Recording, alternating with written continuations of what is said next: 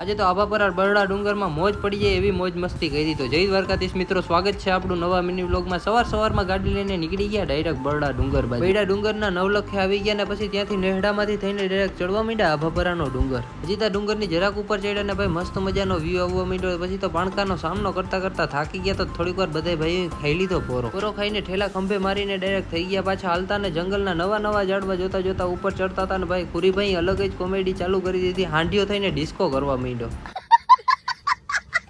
ડુંગર ઉપર ચડતા હતા ને માતાજીનું મંદિર જરાક જ છેટું હતું ને પછી આવી ગયા ડાયરેક્ટ માતાજીના મંદિરે દર્શન કરવા. માતાજીના દર્શન કરી લીધા ને પછી ભાઈ બધા વર્ગી ગયા પાણી પીવા. નીચેથી મેગી લઈ આવ્યા તો પછી કરવા માંડ્યા મેગી બનાવવાની ત્યારે ને પછી મેગી બનાવીને ડાયરેક્ટ આવી ગયા મસ્ત મજાના લોકેશને ખાવા. પછી ખાઈને ડુંગરનો મોટો પાણકો હતો ત્યાં આવી ગયા ને પછી વેચમાં ખુરી લગાડ્યું તો જોઈ લ્યો એના ખાલી નખરા.